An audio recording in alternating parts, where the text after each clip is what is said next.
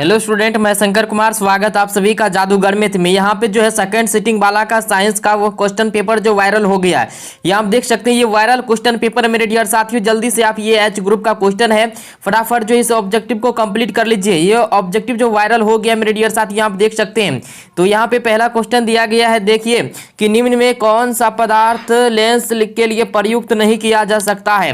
कौन सा पदार्थ, पीतल, जो इसमें जो है लेंस के लिए प्रयुक्त नहीं किया जा सकता। चलिए फटाफट जो है इसमें से लगाते जाइए। चलिए जो भी स्टूडेंट इस वीडियो पे क्लिक के जल्दी से इस वीडियो को कंप्लीट कर लीजिए फटाफट से।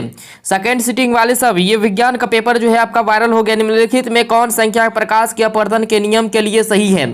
तो ये जो है 2 होता है। क्या होता है? प्रकाश के अपवर्तन के नियम 2 है और संख्या पूछा है तो ये मतलब जो है 2 हो जाएगा। चलिए इसके बाद यहाँ पे दिया गया, किसी वस्तु का प्रतिबिंब आंख के जिस भाग पर बनता है वह है रेटिना। क्या हो जाएगा? रेटिना। बी आंसर हो जाएगा। याद रखना, ये वायरल पेपर है मेरे डियर साथियों, आप लोगों का सेकेंड सिटिंग का साइंस वाले सब ये वायरल हो गया पेपर। देख सकते हैं वायरल पेपर किसी माध्यम के अपवर्तनांक म्यू का मान होता है sin i बटे sin r। ऑप्शन इसका बी आंसर हो जाएगा। फटाफट जो है आप लोग कंप्लीट कर लीजिए। चलिए यहाँ पे देखिए कह रहा है कि एक गोलीय दर्पण की फोकस दूरी प्लस 20 सेंटीमीटर। तो यह गोलीय दर्पण कैसा है? तो अवतल हो जाएगा दर्पण। चलिए इसके बाद यहाँ पे तालाब का जल कम गहरा दिखाई देने का कारण क्या हो सकता है? तो अपवर्तन कारण है इसका। ठीक है, चलिए जल्दी से कंप्लीट कर लीजिए। सेकंड सिटिंग वाला का साइंस का ये वायरल ऑब्जेक्टिव है मेरे डियर साथियों। सब्जेक्टिव भी चाहे टेलीग्राम ज्वाइन कीजिए। अवतल दर्पण की फोकस दूरी होती है, तो अवतल दर्पण की फोकस दूरी क्या होती है? चलिए बहुत राइट, अच्छा आंसर। चलिए इसका जो है ऋणात्मक हो जाएगा। इसके बाद यहाँ पे जो है देखिए क्या कर रहा है, किसी अवतल दर्पण की फोकस दूरी है, आप उसकी वक्रता त्रिज्या तो निम्नांकित में कौन संबंध है? तो r बराबर 2f हो जाएगा। ऑप्शन इसका जो है बी राइट आंसर हो जाएगा। जल्दी से फटाफट जो इस ऑब्जेक्टिव कंप्लीट कर लीजिए सेकंड सिटिंग वाले सब। चलिए इलेक्ट्रिक हीटर की कुंडली बनाने में किस पदार्थ का प्रयोग किया जाता है? नाइक्रोम का। ऑप्शन जो इसका डी राइट आंसर हो जाएगा। फटाफट जो है इसको कंप्लीट कर लीजिए सभी। एक यूनिट विद्युत ऊर्जा का मान जो होता है 3.6 इंटू 10⁻6 जूल। ऑप्शन इसका डी राइट आंसर हो जाएगा। चलिए इसके बाद यहाँ पे दिया गया है किलोवाट प्रति घंटा एक इकाई है। किलोवाट प्रति घंटा एक इकाई है तो शक्ति की। ऑप्शन जो है बी आंसर हो जाएगा। इसके बाद है विद्युत फ्यूज विद्युत धारा के किस सिद्धांत पर कार्य करती है? तो ऊष्मीय सिद्धांत। चलिए ऑप्शन ए राइट आंसर हो जाएगा। फटाफट आप लोग कंप्लीट कर लीजिए सेकंड सिटिंग वाला की वायरल पेपर है मेरे डियर साथियों। चलिए वोल्ट मीटर को विद्युत परिपथ में किस क्रम में जोड़ा जाता है? तो ये समांतर क्रम में जोड़ा जाता है। ऑप्शन जिसका बी आंसर हो जाएगा। ये ऑब्जेक्टिव पूछेगा, यहीं से ऑब्जेक्टिव पूछेगा सेकंड सिटिंग वाला सा। अभी टाइम है 1 घंटा। विद्युत परिपथ में 2 बिंदुओं के बीच विभवांतर मापने के लिए प्रयुक्त होता है वोल्ट मीटर। ऑप्शन इसका बी आंसर हो जाएगा। यही क्वेश्चन आएगा मेरे डियर साथियों, जल्दी से कंप्लीट कर लीजिए। जल विद्युत संयंत्र किस ऊर्जा को विद्युत ऊर्जा में रूपांतरित करता है? तो स्थिर ऊर्जा। ऑप्शन इसका डी आंसर हो जाएगा। चलिए इसके बाद यहाँ पे दिया गया है विद्युत बल्ब में कौन सी गैस भरी रहती है? विद्युत बल्ब में निष्क्रिय गैस भरी रहती है। ऑप्शन इसका सी राइट आंसर हो जाएगा। जल्दी से कंप्लीट कर लीजिए सेकंड सिटिंग वाले सब। चलिए एक घोल नीले लिटमस पत्र को लाल कर देता है। घोल का पीएच मान क्या हो सकता है? 7। ऑप्शन इसका जो है सी राइट आंसर हो जाएगा। चलिए इसके बाद आपके स्क्रीन पे बेंजीन का सूत्र क्या है? बेंजीन का सूत्र होता है C6H6। ऑप्शन इसका जो है सी राइट आंसर हो जाएगा। चलिए इसके बाद एथिल एल्कोहल एपेक नाम जो है इसका हो जाएगा, क्या हो जाएगा? एथेनॉल हो जाएगा। चलिए जल्दी से बताइए क्या हो जाएगा? एथेनॉल हो जाएगा। चलिए इसके बाद है CnH2n निम्नलिखित में किसका सामान्य सूत्र है? जल्दी से बताएं मेरे डियर साथियों, इस एल्कीन का सूत्र है। चलिए इसके बाद यहाँ पे दिया गया है चलिए लोहे की परमाणु संख्या कितना होता है? लोहे की परमाणु संख्या 26 होता है। चलिए बी आंसर हो जाएगा। इसके बाद है स्टेनलेस स्टील में लोहा एवं कार्बन के अलावे अन्य तत्व रहते हैं। तो ये क्या रहता है? निकेल और क्रोमियम। ऑप्शन इसका सी राइट आंसर हो जाएगा। चलिए फटाफट से जल्दी से कंप्लीट कर लीजिए।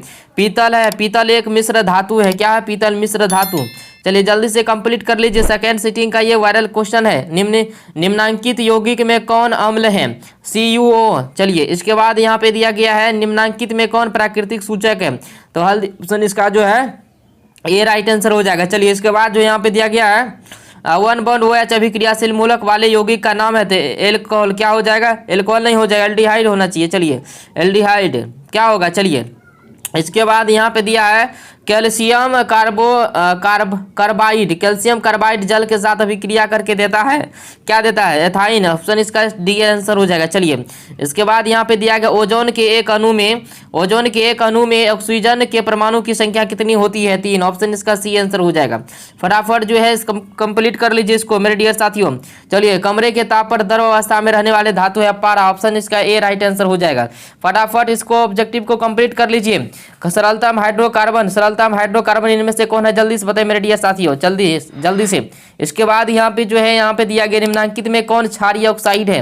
निम्नांकित में कौन क्षारीय ऑक्साइड है? जल्दी से बताइए। यहाँ पे दिया गया बेकिंग पाउडर एक मिश्रण है NaHCO3 एवं एसिटिक अम्ल। ऑप्शन इसका जो है बी आंसर हो जाएगा। चलिए, इसके बाद यहाँ पे है न्यूक्लियस शब्द किनके द्वारा दी गई है? न्यूक्लियस शब्द जो है रॉबर्ट ब्राउन के द्वारा दी गई है। चलिए, ऑप्शन इसका ये आंसर हो जाएगा। इसके बाद पौधे में भोजन किस रूप में जमा रहता है? स्टार्च के रूप में। ऑप्शन इसका सी आंसर हो जाएगा।